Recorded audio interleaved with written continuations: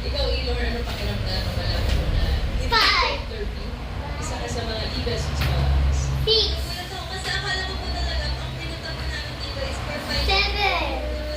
Nagulat ako na pagkatawag pala sa amin, yun, Eight. na pala kami, thank you Lord po talaga sa test. Nine.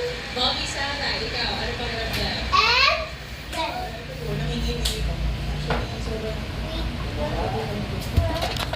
Round two. and yung mga ranks sa grade 12 po mo. One. And yung mga ibang certificate ko po is mga Two. leadership seminars, Three. mga community involvement, and Four. tapos doon sa po ano, sa community Five. tapos ano po yung college show sa isang Six. klase po namin or sa isang Seven. peace sa Eight.